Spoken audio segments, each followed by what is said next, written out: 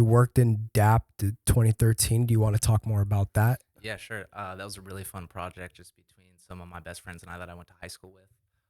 We were living at this apartment complex, and a lot of us would just like get together at night and chill after school, and we started a clothing brand. Nice. So that was, I don't really know why I had such a desire to do it, but I was just really into streetwear and just kind of felt like I had to do it. Where was this? I grew up in a really small town near Sacramento, so in between Sacramento and Tahoe. It's called Ione.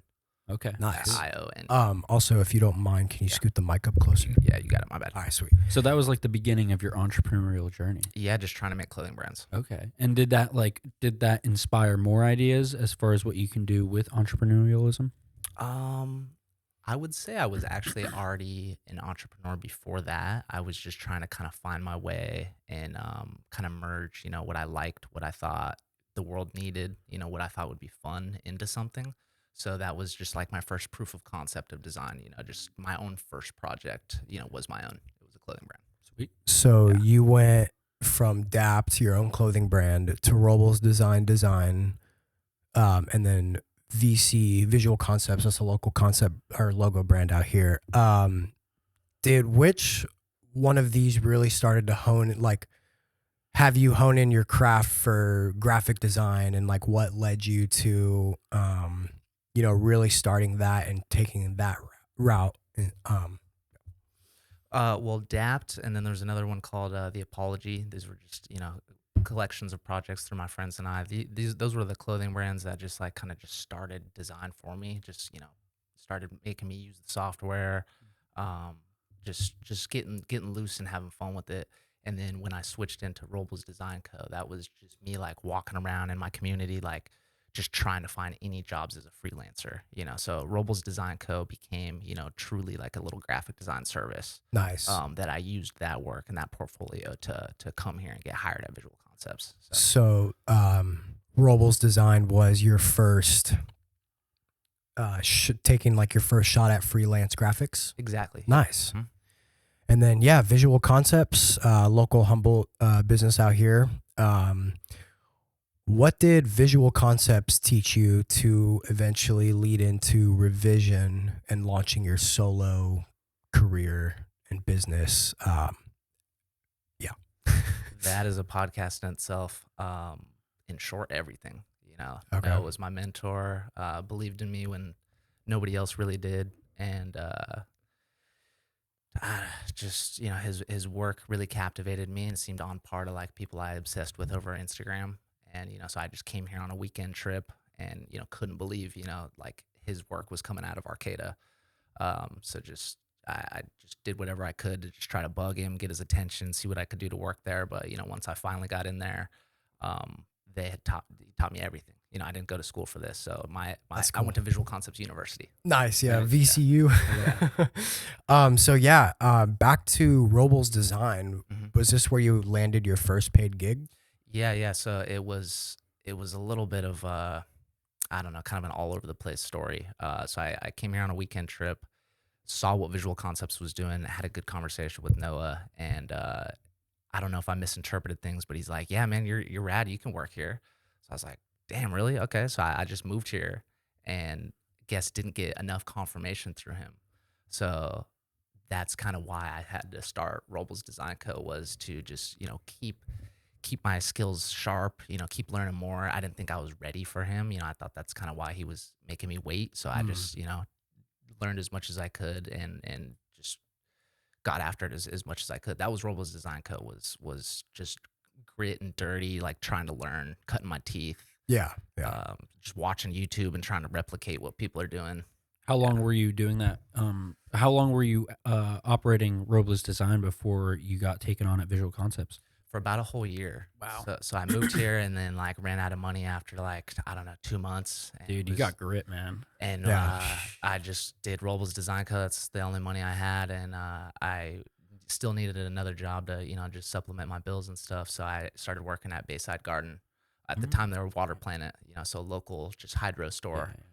just to get by. And those still to this day are like my best friends, and actually where like a lot of my clients came from, which we can get into in a little bit. Awesome. Yeah. It's interesting how things work out like that. Oh yeah, you make a decision, you push forward for something you want, and just like if you just don't care about failure, you're gonna make it happen some way. Yeah. So these seem like the highlights of your career. You came here, you started Robles Design, and then you were running low on capital, so you started working at At the time, it was Water Planet. Water and it Planet, became and Bayside. then Visual Concepts as well, right? Or which one came first? I did, the garden store came first. I came here, thought I had gotten a job with Visual Concepts, but Oh, yeah. when waiting for that to actually happen, I just did my own thing and then worked at the garden store. After about a year, Noah was yeah. ready for me. Nice. So, came here in 2017, didn't start working at Visual Concepts until 2018. Oh yeah. Okay. So yeah, with that, what was the lowest point in your career, and what almost made you quit, and then what changed? Hmm. Lowest point in the career was probably first year business was really good. Second year of business, I was just overly invested into the cannabis industry, and those were my best clients that just made it so I could go out on my own. And when they started to struggle, I just didn't necessarily have a backup plan at that time. So Yeah. my business was tied to theirs way too close. So um, I had to go back and start working again, and not only be working for myself. I had to take a job and then just rebuild things from scratch, rebuild my client base, my process. So you got like tied up with them, and then when you tried to exit, they had basically everything you needed to succeed, and you couldn't.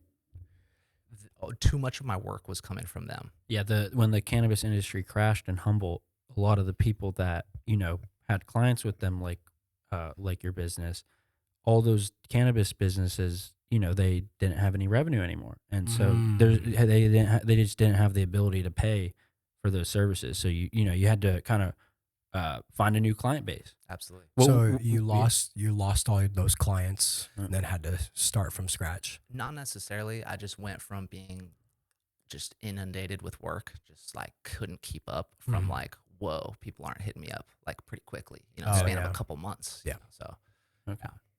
What's your coming out of that, you found a new client base. What is that? I would say restaurants and food are kind of leading the game right now, and then just general small business, this type of stuff like Startup Humboldt is pushing, just startups. Do you have anything here in Arcata that you've done? Oh, a lot. Yeah. Like what do you mean by that here? Like restaurants and whatnot. Restaurant, bars. arcade. I do quite a Eureka. bit from where I'm from. Oh, okay. So Yeah. you take on clientele in Sacramento. Yeah. I have quite a bit of clients from Sacramento. Could you Right. scoot up a little bit? Oh, am I from the hiding? camera? Yeah. Me? No, Luke. Okay. Yeah, Looks- because you were oh. kind of just in the corner. I wanted to make sure Got a that the little camera sees. Tail. Oh, no, you're good, dude. Got to make sure the hair's straight. So you do work in Sac and in Humboldt as well. Mhm. Nice. Yep.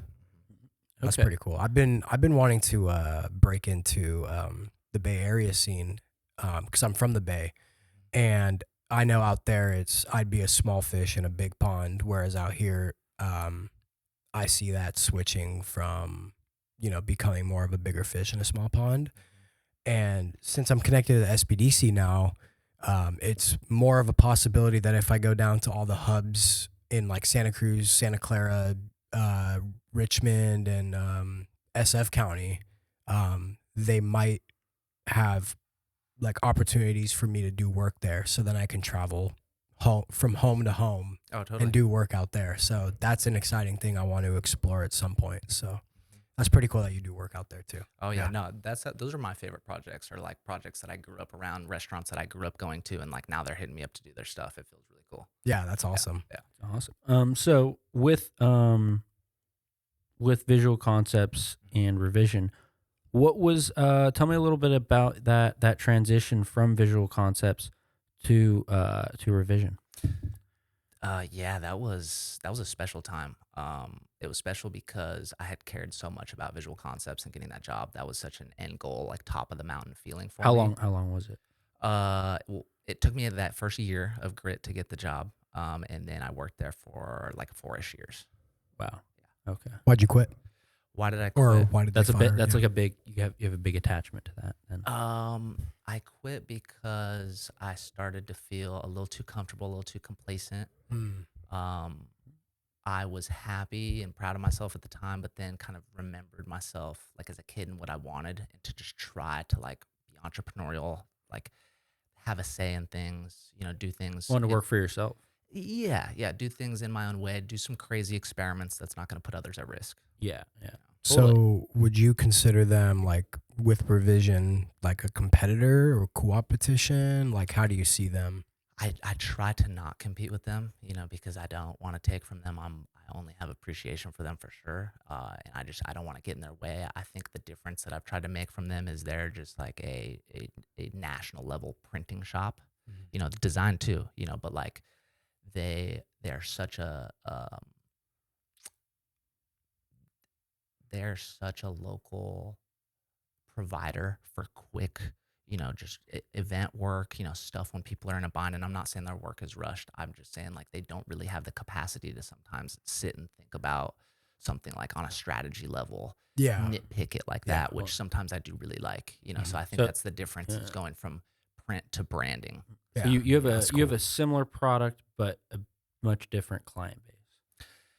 We've had a similar client base up until now, just being local, and especially the people who could kind of afford my services historically. But like moving forward, I think I want to go, more corporate, a lot less clients, where visual concepts always has to be here to serve everybody. It's a tricky point to find both of ourselves in. You know what I mean? Like to be able to cater to everybody, or just find a lane. But you're operating in Sacramento, and you both of those companies can operate on a national scale, right? Yeah, no, they can for sure. So- But then there's the local factor is really big. Where you're out of town and I can't sit here and talk to you and go to coffee with you and show you my thing. Like Yeah. design is very able to be done remotely. Yeah. I didn't say that correctly, but you know what I mean. It's Totally. it's portable in a Yeah. sense, But there's the local factor that is really valuable. And if you need something like on the spot, then Mhm. there's that factor. Oh, totally. What's a belief about design you hold that most designers would disagree with? Yeah, I'm gonna get torched for this, I think, but like steel. Okay. Just like I don't necessarily think any idea is original. Like don't steal and rip off.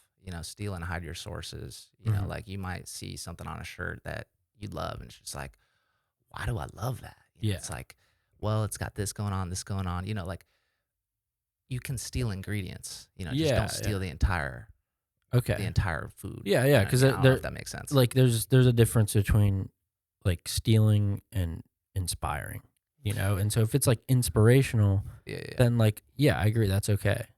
I had a run in with that. I'm gonna bleep the names back on the podcast side, but me and I did a documentary style thing with like a National Geographic documentary style video for his like kind of like as a joke for his lawn care business.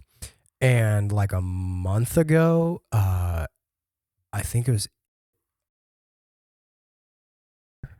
they like blatantly like ripped us off, posted Dude. the same exact style. Yeah, dude, I see it going on so much in design right now of people being like, yo, this brand ripped my design off, or like so and so's using my design. And I'm like, why is it your design?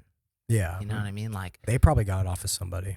that's what I'm saying. Like, if you're getting copied, I think it's a huge shout out to you. You're doing something right. Yeah. It's a bit tricky to chase all the people copying you, because if you get really good, you're going to be chasing everybody. Yeah, yeah. Copying and taking people's ideas has been an issue for so long in the business world, and there's things you can do to protect yourself. There's copyrights, there's trademarks, there's patents, and one of the difficult parts about like acquiring those things and getting your ideas and your styles and whatnot, and your a lot of your assets, and getting them protected and doing that paperwork can be very difficult, especially as a small business owner.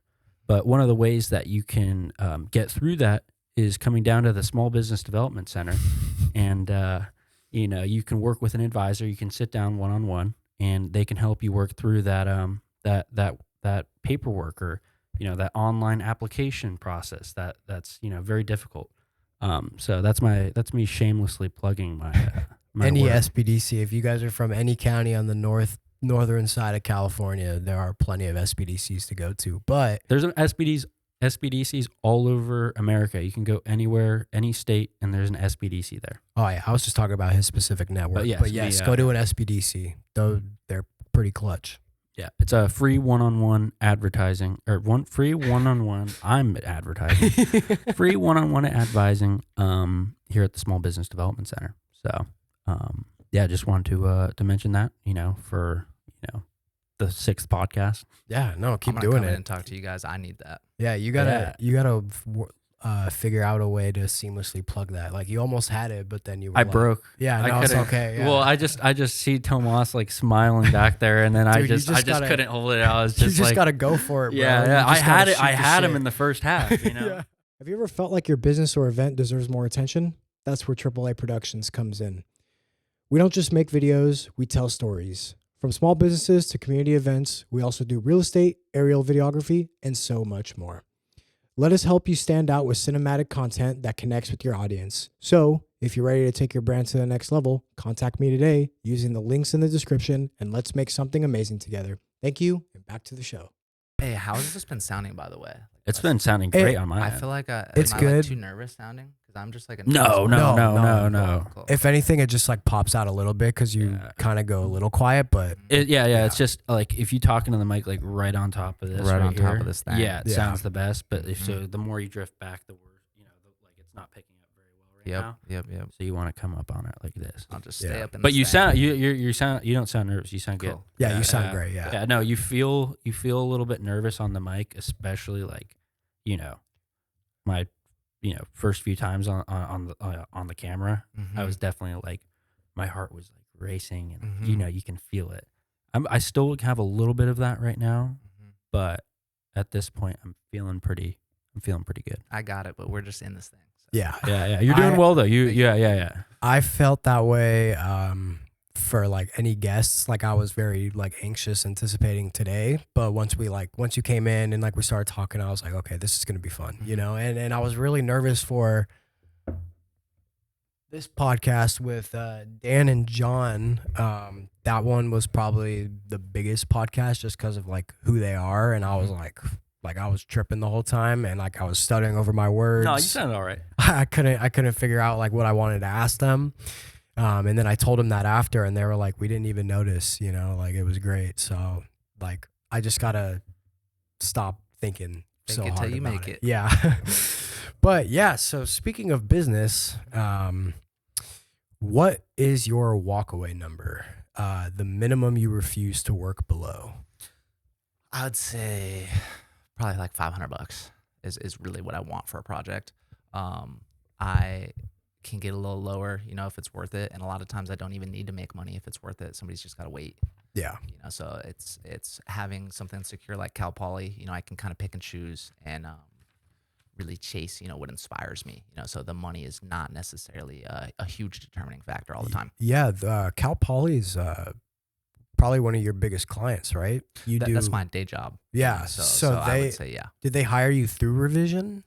No, they just hired me. Like I was just doing revision at the time. I had applied for the job and then just used all my portfolio from revision to get That's the awesome. job. And they've been really great about letting me just use my exact same process. They haven't tried to recreate me into like their flow. They've kind of just let me do my thing, which has been incredible. If they're interested, maybe I can come out and shoot a video to promote you for Cal Poly. Oh, maybe yeah. we can talk to them about that. It's on your website, But like with the SBDC, we can't like when if somebody's a client, if you become a client, I can't reveal my list. I can't I can't tell people that like, oh yeah, like this is one of my clients, because like it's a confidentiality. But we do success stories, so if you work with us and we're advised for you and We help you with bookkeeping your business. And then we write a success story. We have you sign a media release form. And then I can talk about you. You know, I have a question. What is the threshold of success that a business has to have for you to write a success story on them? Because I'm a client of the SPDC. I'm just gonna expose myself there, even though it's not a bad thing. I love it. You're welcome to that. Yeah. As yourself, you're allowed to But- reveal your own. You're allowed to reveal your own information. Yeah, but here's the Yeah. thing. Like, say my revenue this year so far has been $500, right? And then you guys, I became a client, and then my revenue doubled, and I made 1,000. Is that worth a client story, or what's the threshold Yeah. for that? Yeah. Okay. Yeah, no, totally. Like, Okay. if there was, if we track revenue growth, which we most definitely will. Well, I'll be for tax season. I'll get back to you. Yeah. So, and we do it year to year. So you'd probably need 1 year of business, where you have multiple years. So yeah, we can. You'd qualify. Okay. Well, we'll talk about that more Yeah. then, I guess, later. Yeah. Yeah. Let's think about it. Let's make Okay. that happen. Yeah. Awesome. How long have you been working for Cal Poly for? 2 years. 2 years. Okay, sweet. So you kind of got in at the beginning of the Cal Poly era, maybe a little after. Little after. Okay. Definitely. Mhm. Sweet. Like their new logos were already done. You know, Yeah. the branding was set, but like I came in to put the new stuff on everything. Oh, okay. Helping rebrand the school. The branding was Yeah. already decided. You know, but Yeah, they yeah. needed But help putting it everywhere. implementing it Exactly. and kind of like continuing it. Mhm. Interesting. Okay. And I heard they paid, what was it, $2 million for the H dot logo, or more, millions of dollars for the H dot logo. I didn't hear about that. Oh, okay. I don't know how much they paid. I'm sure it was quite a bit. But Yeah, there's reasons behind why Mhm. logo might cost that much. I You know, wanted we can to talk about it. I wanted to talk to you about that, because isn't there something like some regulations and stuff with like shapes and lines and colors? Yeah. Yeah, it's- actually, I want you to talk about it, because I don't know anything. But it goes into, I'd say, like scalability is one way you could think about it. Like if you're gonna do a logo for a small plumber or something, like probably his only local area is gonna see that. But like if you're gonna rebrand FedEx or just some kind of corporate level thing, like the entire country is gonna see it. It matters a lot. You know what I mean? So like even though it's such a simple logo, like H&R Block, it's a square. Like I'm sure that square cost a lot of money, and you might just be like, why? It's a square. But it's like the amount of thinking they had to go into to make sure that that square looked the way it did and looked right on everything, because it is a national rollout. It takes a lot of time. It takes a lot of experimenting, a lot of decision makers. You got to copyright it too. Got to copyright it. But what you were just saying, Andrew, about accessibility, it's kind of, think about years ago when people started getting sued for not having like a handicap accessible way into their building. like ADA, ADA accessible. exactly. Okay. That same type of thought process kind of bled into the design market and is for the visually impaired. So certain colors have to be standing off of other colors, contrasting well enough. Type has to be a certain way. Huh. There's rules that have to be enforced so everybody can see it as well as they can. So if you were to do, say, a national rebranding for Burger King, like, same logo, but maybe like a little more 3D or flat, like completely flat and simplified, how much do you think you would charge for that? It would have to, a lot of conversations would have to happen first. It would be a lot of money. Yeah. I mean, That's they a bad response, but it wouldn't be cheap. they would dish out probably a few million for that, right? It's hard to say. Okay. It's not a crazy number. If you look at like what a lot of these corporations are doing and paying, it's in the millions for sure, and a lot of it's very simple. Mm-hmm.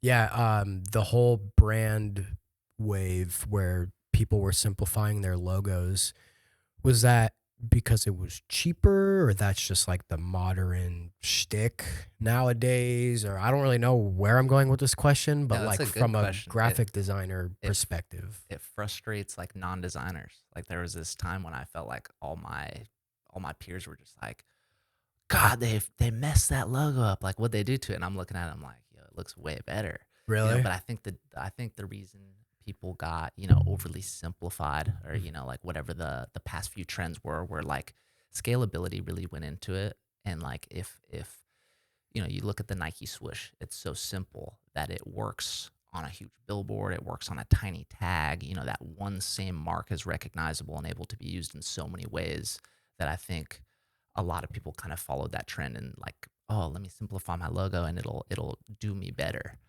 But then if you're just like overly paying attention to trends, you're not standing out. And that's a massive part about marketing. So trends come and die, for that reason. Okay. Is we're getting into a point of like maximalism, which is the exact opposite of that, where people are kind of starting to make things really crazy just because of the past little while things have been very boring. and That's the dull. new trend, right? Going from oversimplified to like over detailed or sorry. I think right now it's yeah. like maximalism and like anti-design, which is just like you're intentionally breaking the rules and like just combining so much stuff, almost like collage style. I'm seeing a lot of that lately. Interesting. Just to break away from the real simple nature things have been for the last, I don't know, 10 years. Yeah. Wow. I forgot what else I was gonna say, but it had. Oh yeah. Can you rate my logo Yeah. from like a graphic design standpoint? Yeah. Just See, just I for looked at content. it. I saw it in your email signature. So Yeah. I think I got it in my head without even you pulling it up. But You gotta Here, be I'm- honest though. I will. Yeah, please be honest. So I'll give you a backstory. My old logo was ass. I don't have a photo of it on my camera roll. So I was like, I want to do a redesign because when I made this design, I started to get some more work. So I was like, I want my work to or my logo to reflect what I'm trying to like the style I'm trying to go into. So I was talking to my friend who's in a band, and he was like, you should do a logo like this, and I'll show you it. But it's on screen right now, so the audience can see it. But I came up with this one, and now that we have a professional graphic designer on, I want to know what you think of Yeah. this. See, look. So it's 3 triangles to represent AAA. The AAA stands for me and my brothers. We all start with the letter A in our names. That's where it came from. And then productions, and then established 2023. And then it's like that off-white color with the black. What do you think? I think Scale of 1 to 10. Yeah. scale of 1 to 10, I'm gonna put it at a 6. That's way better It's than not I bad. thought. I think the lines could all be the same thickness. Mhm. That's like when you look at it really closely, I noticed. Like, I think I You messed could up. maybe like play with some of the angles a little bit. Like you could change this in small ways and have it like an untrained eye won't even know you changed things.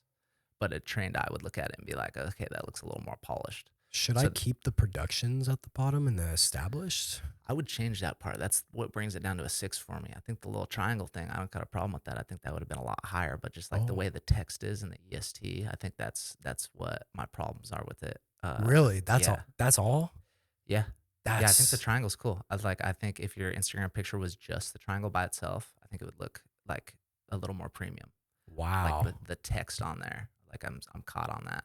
Huh. And when you do play with the text on there, like maybe like the way that P is stylized, like it's almost like a whole like productions looks like a logo in itself. I would maybe like bring less emphasis to the P, so that way like the spotlight is going to the triangle, if that makes sense. Yeah. Should I make it white, or is that like off-white beige? Off-white's cool. Good. Off-white's Okay. cool, yeah. Now the way EST is like a little kind of like wedding style font, you know, that kind of bugs me. Just fix up the font a little bit, like tiny tweaks. I don't think you got to change it. What's the established date on there? 2023. That's when I started my business. I feel like you probably don't want that on there. Because like I feel like if you have an established thing on there, it means like your business has been around for a while and you want to show off how old it is. Yeah. But if you have a relatively new business, you wouldn't want to like. That topic really came up a few years ago. Like the EST like established stuff like became like a trend in logos, and people would come in. I remember having that talk like a couple times a week. People coming in Visual Concepts being like, "It's a brand new business. Should I do the EST?" And it really like it depended on the business. Sometimes you want to be a new business. You know, if it's like social media and video, like I want somebody who's kind of newer. You know, you might not want somebody who's been in the game for 30 years. Yeah. They might be a little behind. Okay, I see it. Wait, so the final verdict, before we move away from that, Without the Productions EST 2023, what would you give the triangles? I can give the triangle like a 8. Really? I like the triangles. That's crazy. See, what I'm like really actually played surprised. into it though was the narrative, and that's like what branding is. Like Yeah. I didn't. The triangles maybe before that were like a 4 or 5. They're just triangles. But like you and your brothers all starting out with the A. You know, it meaning something. Yeah. You know, trying to tell that story in a consistent way is like a massive part of branding. You know, like Ooh, that's get- content. no, it is. Yeah, yeah. Like explain your logo. That's a whole post in itself. The Yeah. meaning of your logo, and it should have Okay. meaning. Yeah. It does. Like when I first started the name, or like came up with the name, I've always gone by AAA, like video games, Instagram. Like my Instagram handle is real AAA. My first Xbox gamer tag that my dad made me was AAA. So I've just always ran with it, That's and it's dope. only because he has the actual AAA logo, the insurance or tow company or whatever, AAA insurance, Mhm. but it represents me and my brothers right here on his Oh. forearm. Yeah. Roadside coverage, baby. Yeah, exactly. And then he named my first Xbox gamer tag that, and it's just followed me ever since. So, yeah, that's the story. Nice. Yeah. No, it's a good logo. It's not bad. Thank you. I appreciate that. Does the story like bump it up to an 8? Yeah, Or- that's oh, where the okay. story came from. So it's like if you could find a way, you know, whatever emotion that you have in that, you, your family, your brothers, like if you could depict that in other ways, to bring that narrative into your branding in other ways, it'll make your whole, you know, mission stand out further. It'll make that A have a lot of substance to it. Honestly, yeah. Like when you mentioned, like, start talking about your brothers, like when you like handed him the phone and then you started talking about like AAA and like the meaning behind it, that that hit me a little bit. Oh, Just really? like listening. Damn. So I think I like your idea of like really double down and like play into that, you know? Mhm. Like, you know, I don't know like what I don't have any content ideas off the top of my head, but I think that like when we do launch, that would be a really cool bit to like, I don't know, like do a short form. Like this Yeah. section of the podcast would be like a good clip for like one of the first clips to release. Yeah. Or even just go from the top and do a short form content on Instagram, like you explained. Oh, like I don't know what it would okay. look like, or Yeah, like how you yeah. would lead into it or whatever, but Yeah. yeah, I think that's awesome, and yeah, it's I The actually making of a logo. Everybody can use that for content. yeah, Like where did your logo come Where's from? the What is original? the story behind Yeah. it? And so, what are your other two brothers' names? Adrian and Anthony. Okay, Yeah. oh, that's cool. Yeah. AAA, yeah, Mhm. that's It's really- not the reason I named my business AAA Productions was not to be at the top of the yellow pages. That's why all these companies are called AAA, because they want to be at the top of the yellow pages. Yeah. That's not the reason why I did that. But when I first heard about that, I started laughing. I was like, that's not the reason why I did that at all. huh. Yeah. My grandma had AA cleaning service just Really? for that reason. She Yeah. didn't care at all. She was just like, I was just trying to be on top. Yep. That's exactly why. But yeah, so back to the actual interview here. Can I tangent? Of course, yeah, Yeah. continue on. Yeah. I think a biggest part about my story was getting my logo. I didn't make my logo. Who did? Aaron Draplin made my logo. He's Uh-huh. like arguably one of the most famous logo designers that exist. In He the made- world? yeah, he made Whoa. Burton, Nike What? SB, just logos for days. You know, a lot of the logos that we've grown up with, this dude made. And That's so cool. when I really got into design, he was like my main guy. I'd follow on Instagram. I'd message him. He wouldn't hit me back. At what point in your life is this? This is like 2016, 2017. I started Okay. kind of following him on Instagram, trying to copy him. He comes out with a book that kind of like was his life story about how he became a designer. Super interesting book. And it's like full of his work and stuff. So like his autobiography was like my main source of inspiration. I would like work next to his book all the time, and just like his book was everything for me. So like when I was kind of down and out waiting to work at Visual Concepts, I was like, man, maybe Humboldt is not going to work out for me. Like maybe I need to go to like a bigger area.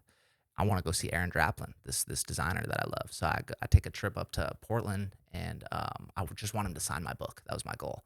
So he had so many people like trying to work with him. He hid his address on the internet. Like you couldn't find his address. So did a bunch of ninja deep dive and found his address, showed up at his place and was just like, dude, can you sign my book? And he was like shook that I even showed up. He was like, dude, how did you find me? Yeah. So his studio was incredible, dude. He gave me an hour of his time. Whoa. And that 1 hour like changed my life more than anything. And he did sign the book. So, of course, signed the book. So he was strategic. I was waiting. I was like, did he ever sign the book? The book got signed. He was really strategic with it, where he spent the hour walking me around his studio, like giving me merchandise to buy. Like he didn't give it to me. Like he's like loading my arms up with stuff to pay for him, to like pay for his time. It was so smart of him. He's selling you. Yeah. But, Okay, that'll be $25,000. he did hit me with some number at the end, and it was a lot, but it was a joke. But yeah, no. So he's walking me around his studio, and then as I'm leaving, I'm like, dude, I need a new logo. Can you help me make it? And like the look on this dude's face, I'll never forget. He's like, all right, first you just interrupted me, asked me to sign your book. Now you're asking me to work for you for free? Like, who the hell is this kid? Yeah. But he sat down and pulled out a pencil and just sat there for like 20 minutes, and like after a while was just like so sure of himself. He's like, here's your logo. And that's what it is. That's Revision Yeah. was conceived in 2016. Yeah, the Wow. R. And I was Robles Design Co. still, so I just kind of used, like I just kept the R. That is so but, cool. Yeah, so it came, and oh man, that trip, dude, him doing that, going out of his way for me, it made me go from like wanting to quit to like coming back to town and being like, oh, I have so much energy, like I got this. Yeah, like that. I think that on that guy's part, what was his name? His name's Aaron Draplin. On Aaron Draplin's part, that's like a really cool thing to do, and also it shows a certain level of passion and dedication to the craft. In that, like he could have just like slammed the door, but yeah, he respected the But hustle. he's like, you know what, this guy, he's really into it. I'm really, I should be really into it, and so he's like, I'm gonna have this conversation. I'm gonna do this, and like on his part, that's just it shows a certain passion for his craft, and I think that was probably like inspirational to see that and being like, oh, like if he's like in that deep, then like why am I not? Did you ever have that kind of thought at all? Calling all entrepreneurs in Humboldt County. This video is brought to you by Startup Humboldt. Startup Humboldt is powered by the NorCal SBDC, Cal Poly Humboldt, College of the Redwoods, and Lost Coast Ventures, and we're building the future right here on the North Coast. Here you'll find an intersection between education, economic development, and community. Every entrepreneur can turn ambition into lasting impact, so whether you've got a new idea, want to launch a podcast, or need space to bring your vision to life, Startup Humboldt is the place. Visit us at 876 7th Street in Arcata. Startup Humboldt, where ideas become action. Let's get back at it. Yeah.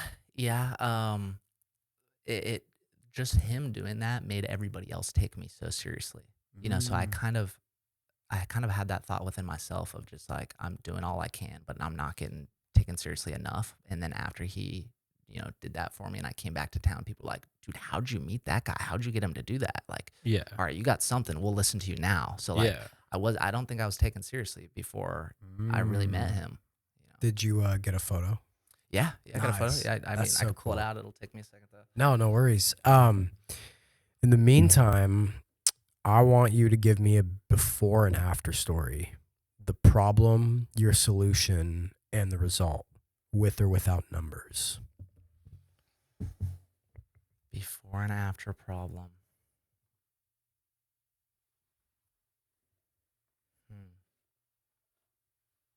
Yeah, we're gonna have to edit this one. Sorry. No, it's all good.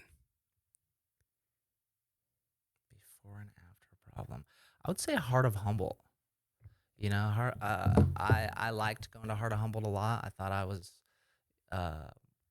like who they were trying to cater to, and they came to Visual Concepts and were just like, how do we leave our logo exactly how it is and change it? Like, how do we make it more fun but not confuse somebody that we're a different brand? And I had just gone in there so many times and just was like, I just understood their vibe, their themes, and I was able to like rebrand them in a way that completely freshened stuff up. Gave them a mascot, that little like Herbie wheat character. I know exactly what you're That talking guy's about. funny. Like yeah. I kind of quickly just saw what it could become because I was already their customer. I think a similar type of thing with like South G Kitchen. Like that's one of my favorite projects. Yeah. I saw that in your portfolio. That's really cool. Thank you. Yeah. Yeah, no, I love that. Just it was one of those situations where it's like I think I am their customer. Like I just would do something that I want to see. Yeah. You know? Yeah. Wow. Yeah, those are really cool designs. Thank you. And I can like between those two designs, I can definitely like see your style in them. It's really cool. It's refreshing, and it's something that like I don't see a lot. Like your style is something that I don't see a lot these days, but I feel like I used to. It's something that I used to see. It's that vintage skateboarding. I think, Yeah, you the know? vintage Yeah, skateboarding, and I yeah. just don't see it that much these days. But it's just refreshing, to see that style. Thank you. Appreciate that. Another thing, I want you to tell me about a project that completely failed. What went wrong, and what did you learn? What was like your biggest mistake, and how did you overcome that?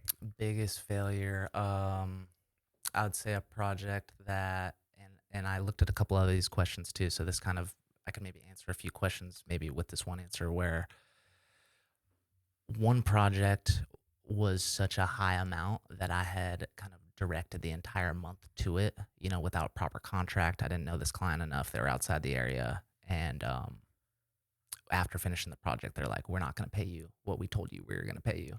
And it was like, what do you mean? You know, did the work the way we talked about, you know, the scope's done, you know, like everything you asked for is done. I just didn't have a proposal that was signed, you know, at the beginning, which was a hard lesson to learn. But I guess just from, I didn't mess anything up, just not getting what I was owed. I've messed up a ton of projects.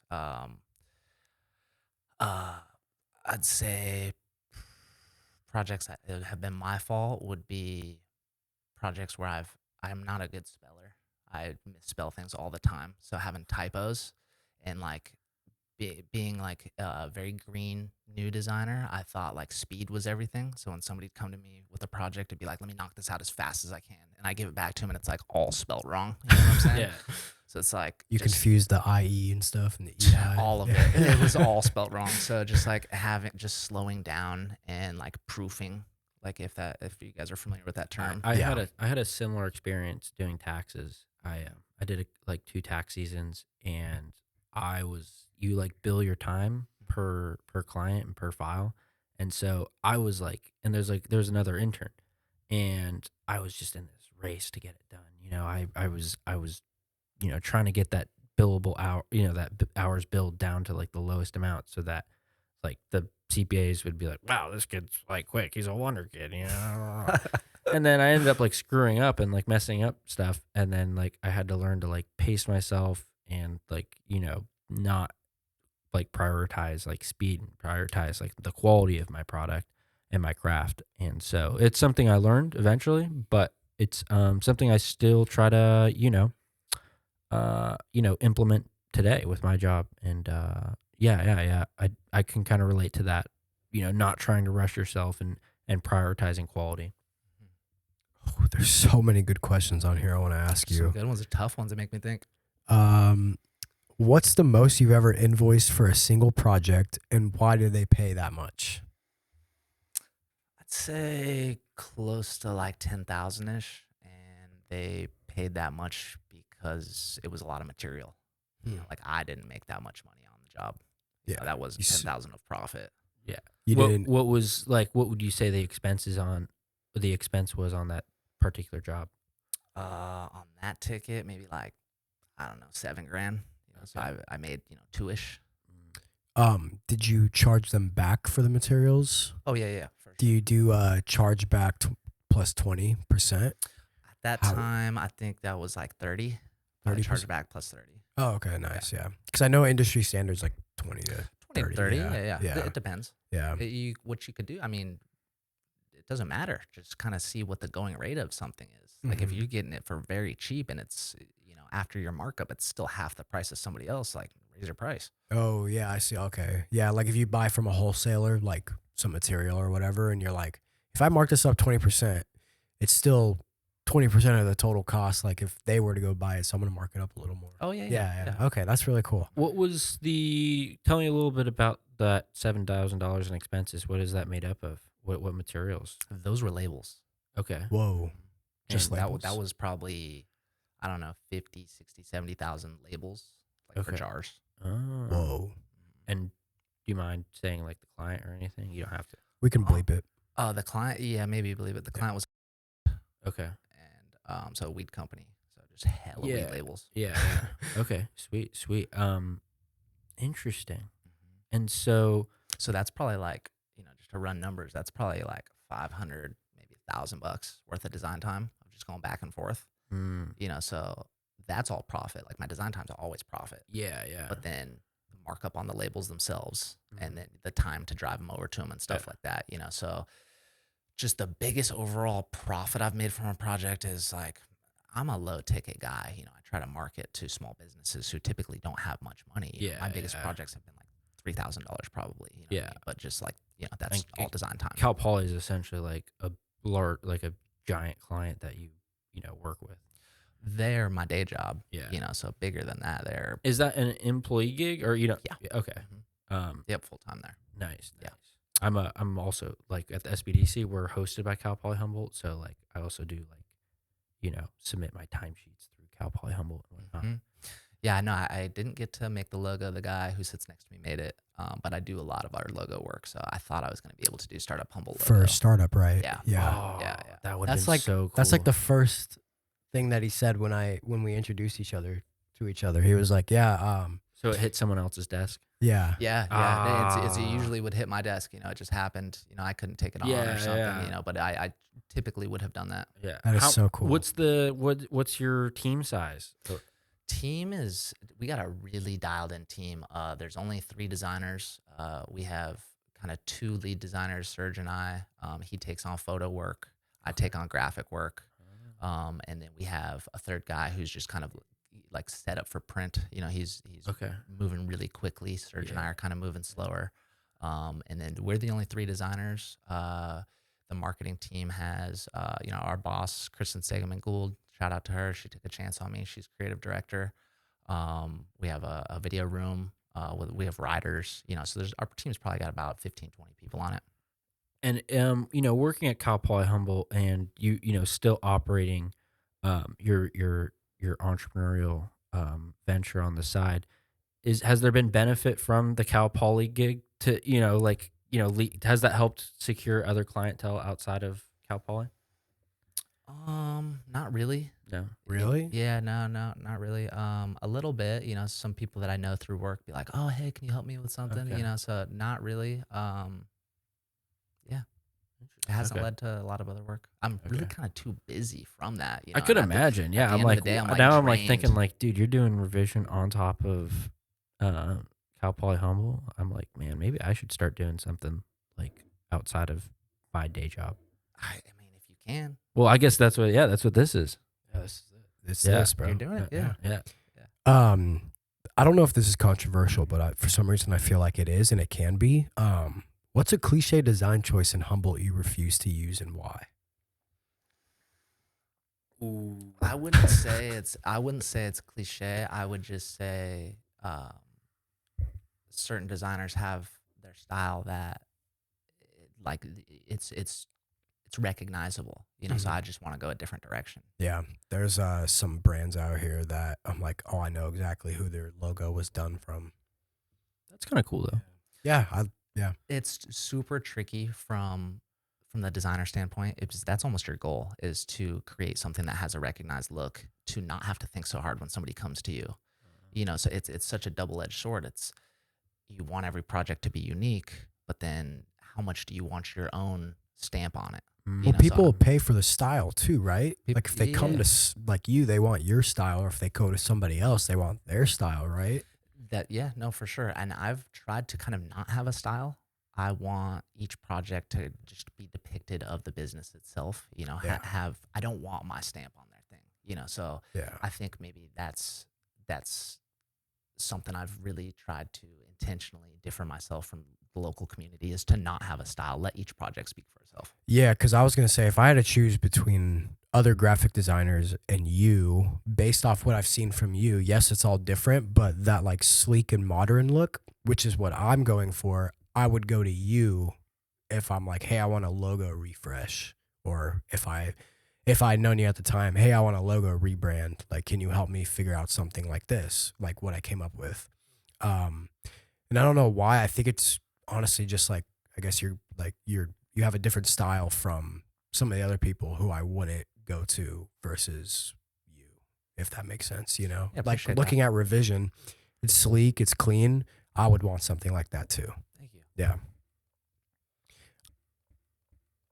Okay, I'm looking at the focal points here, and I want to talk about fake work replaced with real work. I would love I to saw talk about that. that. Yeah, Yeah. I would love to talk about And any of those bullet I points. like have an idea of what that's about. Yeah. But like I don't. I'm excited to go into it. I want to hear about this. Like, I hope I can hit this the right way. But Take your it's, time. But it's like just the projects that you're working on in your head that you haven't had time to get to. You know, like the way you really see something, you don't have an opportunity to do that a lot of times when somebody hires you. Uh-huh. You know, you know, you owe them to do a good job and do it the way that they want it done. They have their own business. It has to be executed a certain way. But fake work, all rules are out. You know, you can go crazy. You know, so you could create a new trend that doesn't exist. You know, like there's being able to experiment without limits opens the door to new stuff that you're not going to learn any other way. You know, like a lot of times you're just so in a box working for the client, trying to do it on a timely manner, trying to do it the way they want it. You remove all those variables and just experiment. You're gonna learn something that you can bring into your freelance game or something. You know what I mean? It's gonna get something. It's gonna get the muscle memory going. I love that. Does that make any sense? Yeah, I feel yeah. like I'm Well, not describing that correctly. no. You described it perfectly.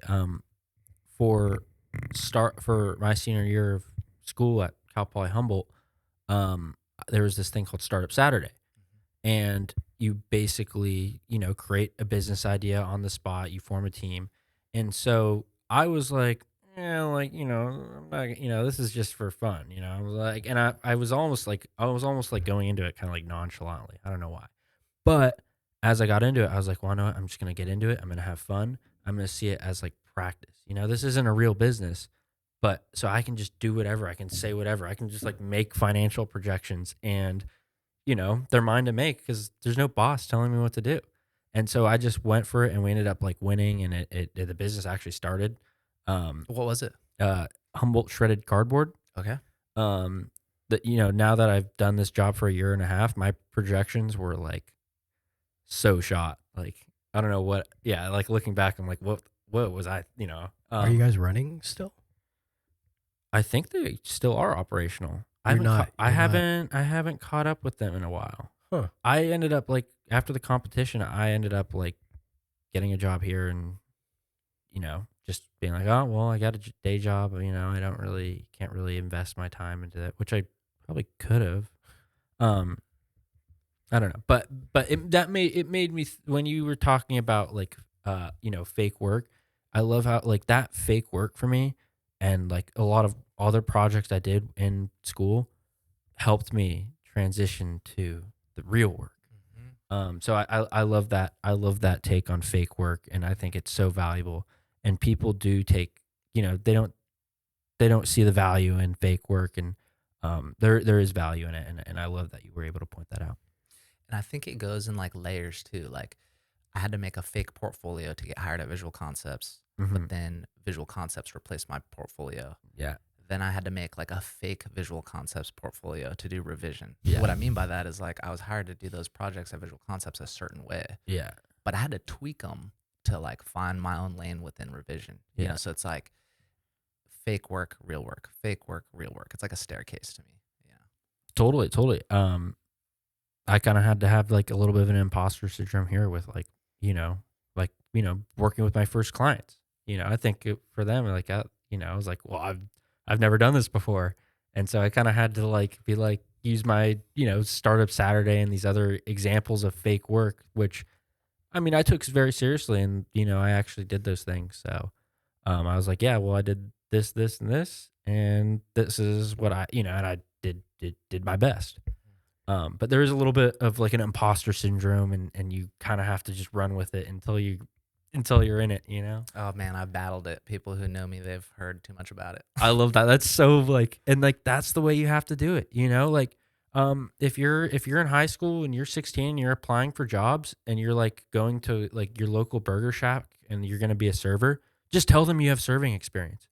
Just say I have 3 years working at like under the table at this place, because at the end of the day, it's what they're not going to skin you alive for like lying about being a server for 3 years.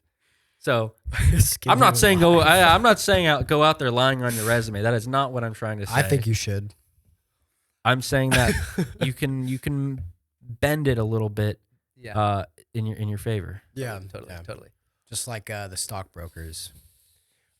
That was bad. Don't lie on your resume. Yeah, that was guys. horrible. Don't let. Yeah. I know where you're going with it though. Yeah, I'm trying For to sure. make. Yeah. So Thank you. I appreciate your support. the battery on the camera is getting lower. So here is what I'm thinking.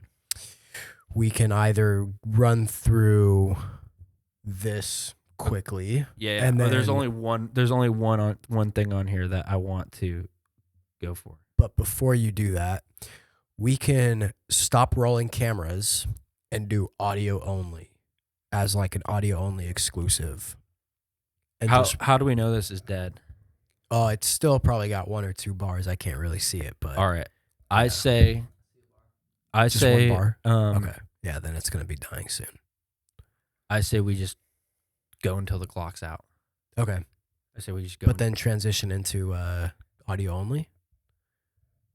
to it'll get be a over- game time decision. Okay. It'll be a game time decision. You Okay. guys got all the time you need from me. Yeah, I'm down to do this for Okay. as long as we want. So Yeah, I'm off. the book, I have one. You talked about this when we interviewed too. you. Yeah. When we interviewed you at the mixer and we used it in the hype video, this is like the one thing that brought me to you to be like, we should get this guy on the podcast. You said prepare to starve.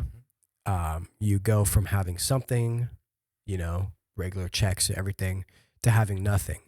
And I'm kind of in that spot right now where I worked a job, 2-week paycheck. But then as of recently, it's been like spread out. So I kind of want to hear what you have to say, what your experience was, and like when things started to flip in your favor to make a living off of what you love to do. Yeah, I don't think anybody's gonna know exactly what you're up to right when you're doing it. That's like a weird misconception that we have, of just like as soon as you make that Facebook page, that Instagram page of like your project, like the whole world's gonna be hitting you up like, oh dude, let me buy one of your shirts. It's like, no, nobody knows anything. You gotta like shout what you're doing from the rooftops for like years straight. Like, so the fact that maybe you're not killing it out the gate, it's super normal. And then we'll get self-conscious about that. We'll be like, yo, I was just getting a check. Now I'm not getting as much. Is this the signs on the wall that I need to quit doing this? It's just like, no, you got to just keep doing it. You got to accept that you just started. You're going to be unknown for a very long time. Hopefully you got money saved up because not a lot is coming in. And then taxes are way different. You owe way more, like on a percentage basis when you're working for yourself. Like your employer's paying for Social Security and other stuff that you owe once you're on your own. So that's another reason why I'm saying prepare to starve is like all the money you're coming in is not yours. Like you can't spend it. You think you can spend it. You could try to pay yourself, but like that whole check that just came in, you owe a good chunk of that to the government. So I guess we're told that when we start business, but it's hard to really feel it, So just like going through that and being like, wow, this is money I just got that I can't do anything with. It's a weird feeling. Not only that, but then you got to start making estimated quarterly taxes too, Stuff like that. And you all of a sudden are spending $10,000 a quarter on taxes. until April or whatever, to see if you get a refund. But well, depending on your revenue, obviously. But yeah, it's crazy because I feel like I was more comfortable with putting my business off to the side when I first started it because I was still in school and I had a job. But then everything kind of, turned for the better, or I guess worse, better. Better because wasn't working that job anymore, just graduated school. Now I can focus 100% on the business. But then also at the same time, the only job that I had from the business was relatively unreliable. It paid the bills for a couple of months because it was their peak seasonality, but that stopped. And all of a sudden, I had no income. I had money saved, which I was going to use to buy some equipment, but then I was really thinking about it. Now I have nothing coming in. So all this money is going to be like live or die for rent, food, any other expenses that I have, and everything. And now, I'm kind of seeing an upward trend to where I'm hoping that I don't have to worry about how I'm going to pay rent this month. Where is your work going to come from? Like in the future, like what are your channels of work? Here, baby. Yeah. Startup Humboldt. I think you gotta be in at least one regular networking group. You just mentioned Startup Humboldt, where it's like you're never missing one of those meetings, and you're showing up. And you're like, this is how the upward trajectory started. There's a name you had for it. Group something. Startup Humboldt. No, group networking. Young professionals. No, networking group. Something about group networking. Yeah, you said something about like a networking group. That I was in? Yeah. No, you just said like you should The have. phrase. You should have one like networking channel where you're getting channel where you're getting your work from. So I have Startup Humboldt, but I'm also an ambassador for the Arcata Chamber and the Eureka Chamber. Perfect. And so we're gonna hit the Eureka Chamber tomorrow, and I'm like, That's dude, gonna be fun, dude. that's like a great place to just start like marketing your business, and so we're gonna have fun. I would say though, like something that's benefited me is like make one of the channels is live or die. Like you can't miss one of the meetings. Like if you're committing to it, to one of the groups, you're always at one of them. Mine was BNI, which was a little different. Are you guys familiar with that? No. What's BNI? BNI is really good, especially for somebody starting, where it's a group you have to pay to be a part of, and they only allow one of each service type. And it's pretty strict of like you're supposed to bring work into the group. So if there's a mechanic in there and you hear of somebody who needs car work, you're like, I have a mechanic for you. So they keep track of metrics of how often we're bringing each other work and stuff like that. Do they need a videographer? Check in. They're town-based groups. So there's a Eureka chapter. There's an Arcata chapter. What does BNI stand for again? I think it's Business Network International or something like that. Business networking. Yeah. Wow. I didn't know about that. Yeah, that's really cool. And so there's a Eureka chapter and an Arcata chapter. Yep. The Arcata one I think has fizzled, but when I went from visual concepts to revision, like that was the thing that made me get by. Like, sure, I had some regular clients, but the fact that I always showed up to one networking thing, I facilitated that whole group's need for graphic design. You know what I mean? Yeah. How long were you doing BNI for? I did that for at least a year, and I got too busy for it, which is the goal. Because once you kind of you're comfortable with your clientele, it's like, all right, well now I'm not really looking for new people. Yeah. But even if you're not looking for new work, you can still go, and it's like really good, like talking about your business with other business owners. So groups like those, and young professionals that Matthews and DeHaas runs is a good, that's my favorite group right now, to be honest. Like I get the most value from that group. The local chambers and mixers, all those are good. I would just say commit to something and just be that familiar face at one. Were you the one, or were you at the one in March at the Havana? I think I missed that one. Oh, okay. I'm saying that was the second one. I'm like, don't miss your thing. Yeah. I think I missed that one. No, Matt actually, he's the one who put me on to go into the mixers. I went to the one in December, I went to the one in March. They were going to have one in June, I think, because they do like quarterly ones, but nobody was here, so they weren't going to do a young professionals in June. And then I went to the one obviously in September. That's how we met, rest is history. But yeah, my main channels is obviously AAA Productions, if that's considered a channel where all my client work comes from, or I guess Startup Humboldt for the podcast, YouTube, and then also Startup Humboldt because I guess we're on like sort of like some sort of partnership, like handshake agreement right now until like we can get money flowing. But Yeah. they want me to be the podcast tech who sets everything up and breaks everything down because I'm the only one who understands all the equipment that they want to have on here. Yeah. But So if somebody wanted to come in here and do a podcast, and they want to use our equipment, you right now you have to have a technician, aka Andrew, set it up for you and take it down for you, just because we don't want people like breaking it, or we just want to, like, it's for just for reasons like that.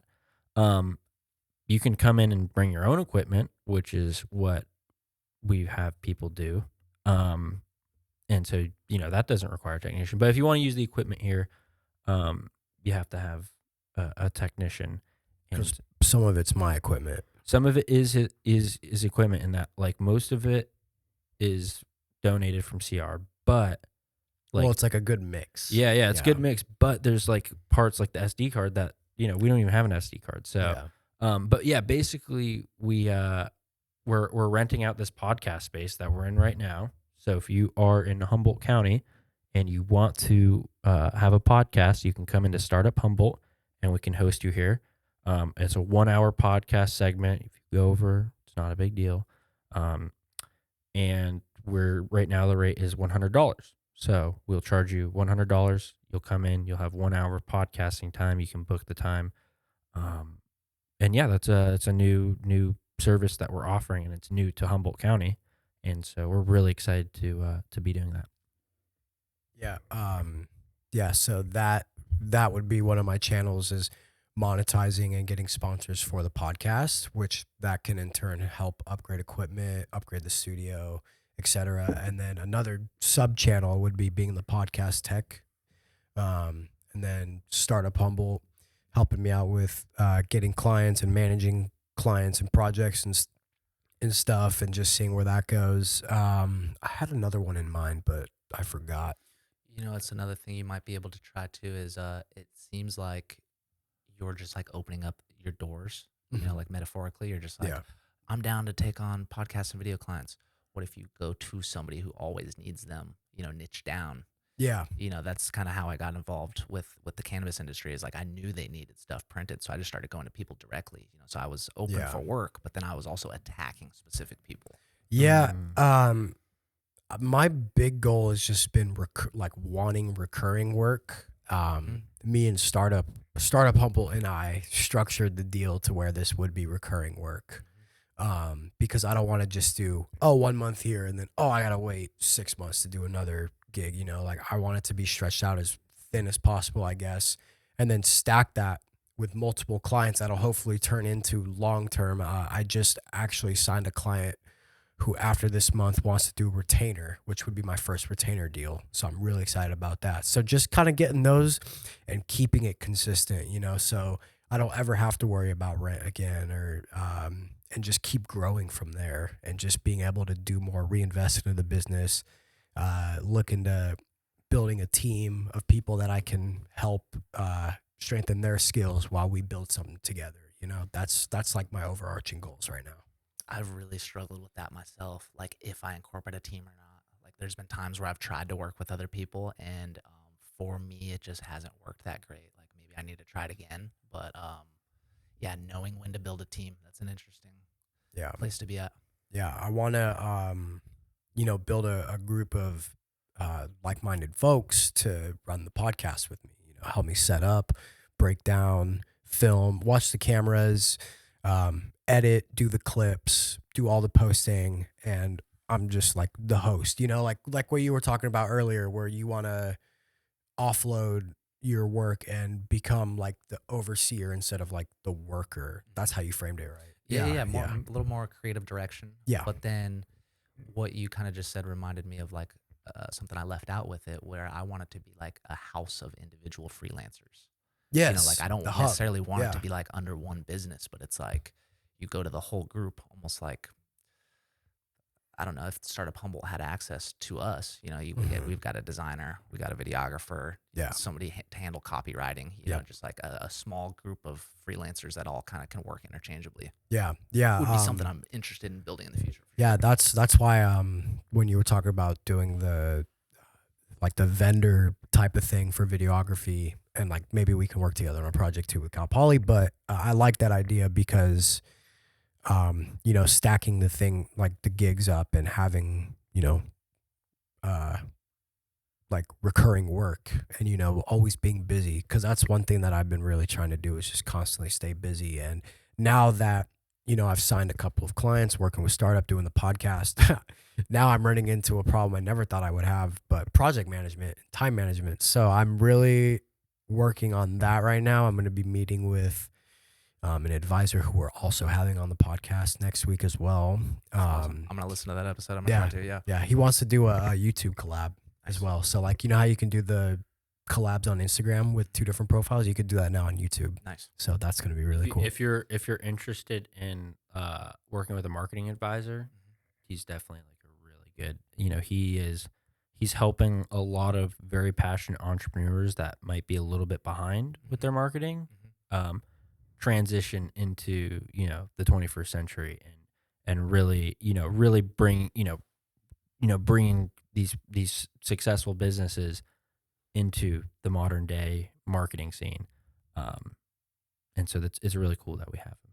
So yeah, not going to spoil anything yet. not going to spoil it. But we'll tell you after. Yeah. Cool. But yeah, this camera's about to die. Before we end, I want a lightning round with you. Okay. Just quick, fast, brutal I'll answers. do my best. All right. Biggest 500 mistake you still make sometimes.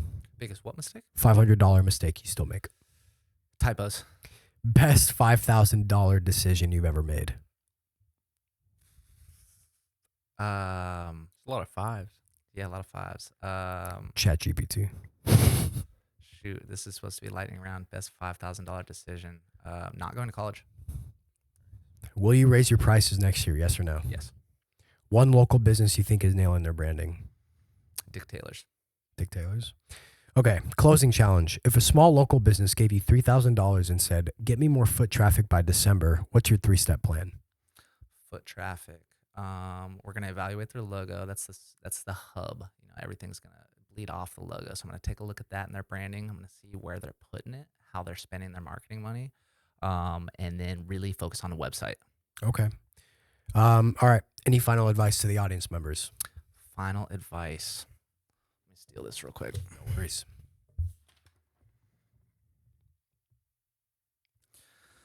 I guess timing and proximity are huge factors with stuff that I feel like as humans we ignore. You know, if you're ready to quit your job, Yeah. You can't just do it just because you want to. You know, like is timing right, or is it a responsible time to be doing this? I have proximity written down. It's just like, are you in an area that really needs your problem to be solved? Like, are you in the right market? Like, you're gonna have to leave if nobody's hiring you. Don't get into video production in LA. What else did I have? I on feel here? like there's not a lot of like video production in LA though. The fuck are that you was talking that was about? sarcastic. Okay. I'd say the very last thing I want to say is it's tricky to just like to wake up one day and not be doing something, and then like the next day, like have something started. Like it's just hard to start. Just start. Just put it out there. You can make it better later. You know, Yeah. like go find a mentor. Just pick up the phone, start making calls, read books, watch YouTube. Just start, and then you've started. Like that's. I mean, one day I just started watching graphic design videos and following graphic design accounts, and like a couple years later, it was just like the only language I spoke. You know, so That's you just awesome. got to randomly start, and it doesn't really matter how. Okay. Well, that was some great closing advice. Our camera's dead. So Yeah. Oh, let's switch it up. Okay. Would you be down to do the outro to that camera? Yeah. Yeah? What do I got to do for it? Just say thank you guys for watching. They'll hear this, but I think it'd be funny if you said it into the camera. Thank you guys for watching. Make sure to like and subscribe for more videos like this. Peace out. Thank you guys for watching. Into the I mic. said I could do it. Yeah, that's okay. Thank you guys for watching. Be sure to like and subscribe for more videos like this. Peace. Peace. Thanks, y'all. Thank you.